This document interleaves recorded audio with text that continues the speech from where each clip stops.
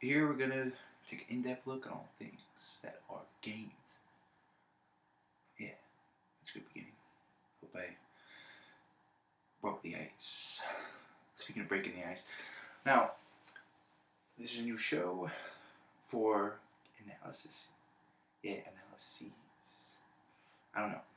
I'm new to this, so I'm sorry if I'm doing a little bad. Anyway, video games. They're the feces. I don't curse, so replace the word that you think it is when I say, yeah, I fucking love video games, you see. Now, video games have been around for a long, long time. Oh yeah. Now, as an icebreaker episode, hopefully you can read because you already know what this episode's about. We're going to take something nice and linear, something simple. There are going to be many types of analyses of this show. So, I want to start with a historical analysis on how the game controller came to be. Now, let me start by saying this. What is the most important thing about a game? Controlling it. The whole point of a game is to control it. Yeah, you wanna, I'm gonna challenge you. I wanna see somebody control a game without a controller. And don't give me that Kinect stuff, because you have to unplug the Kinect. Because the Kinect is technically the controller that you activate, you know what I'm saying? Because in my defense, I know there's gonna be some wise guys with a Kinect, but no. That's how it works. You just take, because the controller is something a person controls, whether it is by hitting a button or by moving, literally. So, let me give you an example of how pretty much this is going to look.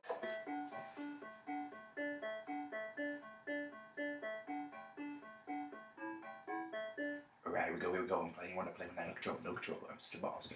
Gotta hit reset, get the game going. I don't know why it's hard to do that. They could just turn up. Some of the games good, some of the others. I don't understand why they do that. Alright, here we go. Oh yeah, look at me go. Oh yeah. Yeah. I don't care about no time limit. I play with that controller because I'm a boss. Oh yeah. There's no point to this. No, I'm not trying to point out why you need a controller to play a game. Okay, here we go. Okay, time's running out, but I'm not worried because I'm a boss and I play controllers. Games have controllers. Oh yeah, look further. You can't really see him because I don't have a capture card, which sucks. Oh, I'm dead. Look, and the time limit, it runs out now. And I'm dead. Okay. So generally, here's what an arcade controller will look like. This is the Wii accessory for it. I have a GameCube one too. I'll show you that later because it's kind of attached to a little thing next to this TV my dad made once. It's really cool. I can't wait to show you it. But it won't be shown this episode. But look, you got a bunch of dots here. These are buttons. I think you like hit them like this. You like push them down, and then like you see like how it has like this thing is a joystick. Some of them had track balls. It was like this little thing you like this on, and it moved around. It was cool. But yeah, generally these be on a big device, and you have a little screen in front, and this would be on the bottom dashboard. And yeah, each button did a little thing. These are really for like fighting games and other things. Like some just have one button, some have two, some have none. It was just the controller or the trackball I mentioned. Light gun games were really popular too. I'll go over that if I ever take care of accessories. But yeah, you move left, right, up, down, all that good stuff. Forward, backward, left. Well, that's right to you. Right, but that's left to you. Diagonally. And yeah. Of course, most of the games you wouldn't bother with diagonal until 3D game, whatever. Cool stuff. Okay, moving on. I want to take the time to mention the Odyssey. I really wish I could show you it, but I can't. Generally, it was a box, and the controller is a simple little box. It had two knobs. One of them was like you go up and down vertically, and the other one was go left and right horizontally, and then you had a little knob on top of the horizontal where you did random stuff. It came with 6 games. It's basically TV games. You know, when you do like, it's just a little box and you plug it in straight to the TV and you play it like maybe 10 games, kind of. but these were cartridge based, kind of like little disc. It was weird. And basically, it was two dot glowing sticks that you move around with the controller. But the program was slightly different, so the game had a different aspect to it and a different idea. And then it'd be like lights. Check my fingers for lights right now. And they'll like there was no graphics. You had overlays. It was like a clear see-through thing, and it moved around. It was cool. But yeah, that's good. That's the Odyssey controller. It's pretty cool. But next up, Ralph Baer, the inventor of video games. He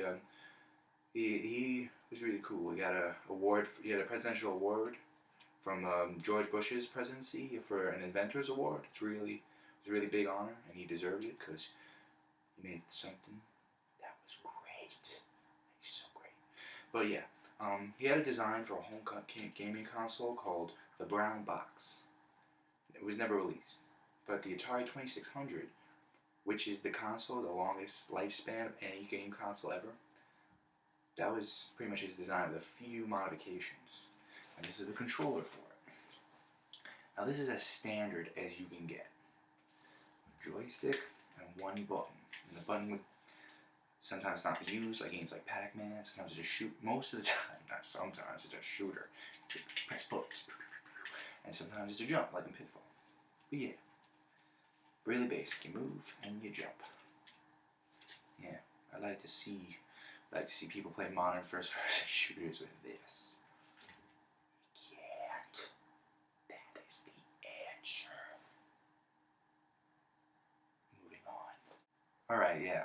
So, we got the Intellivision 2 here. This is like the one system my dad had before.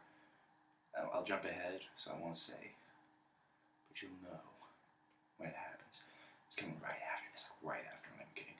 But yeah, you might be wondering why I have the entire console, because it's about controllers.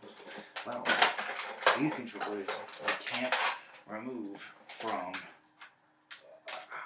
the system. The ColecoVision you could, but it's the same controller, so it won't bother. This is what it looked like. Look how ridiculous this is. Let me take this off. This is for Burger Time, famous game. Better play it. Look at this. It looks like a cell phone. Yeah, what's up? Yeah. Oh, a date? Sure. But you're imaginary, and if you do a show like this, there's no way you can get a date. So, bye. But yeah, you had this little weird trackpad. It's kind of like trackball image. It's a pad and moves around like this. And you'd think this would be for moving, but a lot of time it wasn't. Like, the numeric buttons here, which, believe it or not, a lot more games did that than this. This is really over-excessive. Like, really over-excessive. But, yeah. And controls would be confusing that way, so that's what this thing was. It was an overlay. It's like a little over thing, like for the Odyssey did, for the entire TV, but, yeah. This explains the controls for every game. You better have had it, or else you'd have a hard time. Pepper. Yeah, well, if you haven't heard of this console, it's not surprising. At the time, there's a lot of consoles. I mean, a lot. Let me tell you. Gaming consoles were made by everyone. Everyone wanted a piece of the money from video games. It was a new thing. Now, from that, unfortunately, that's what set off the video game crash of 1983. It was huge. It was another video game crash. I forgot what year, but it wasn't that severe and wasn't that long. But this just hurt. There's so many consoles like this that wanted a piece of the action. Like, thank God today we only have 3 major console games, but you had so much variety and choices on consoles back then. It was crazy. Now, who is the savior of this?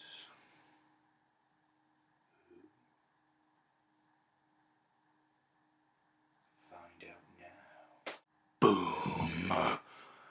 The Nintendo Entertainment System. Oh yeah. Nintendo. Yeah, the Nintendo. That's what I was talking about. The one system I had before this. Not a lot of my stuff are hand-me-downs, basically, but how else would you get it besides eBay? Which is awesome. And yeah, so This is like, you can tell, like, if I can just compare this to the Atari controller. Look at this. This is crazy.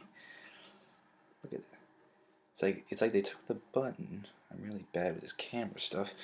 It's like a little lag. Let me equal. Yeah, that's it. It's like they took the button, this one button, they made two. Isn't that amazing? And the D-pad was something cool. Other games did this, but this one's very revolutionary. There's another thing, form of movement. Nintendo made very revolutionary. We'll get to that. So, they had a start select button, but basically that was the same idea as the literally start and select. So I really didn't do much. I'm not going to focus on that.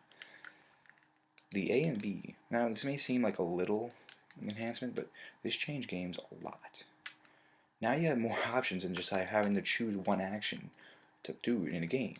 Like let's take Mario, Super Mario Bros. Sorry, I'm a fanboy, so I get a little choked up. You now have the option to attack and jump, or hold down and run. That's amazing. So many new games came out. It's mostly side-scrollers. Side-scrolling was cool. It's a lot tougher than it looked, and Pitfall was no exception. That was one of the first side-scrollers, and it was really cool. Yeah, so Nintendo's like, doo-ba-doo-ba-doo, oh no, America, you had a video game crash? That's not good. I'm coming. Whoa. I'm here, and everyone loves me. Yes, alright. Oh yeah, I'm cool.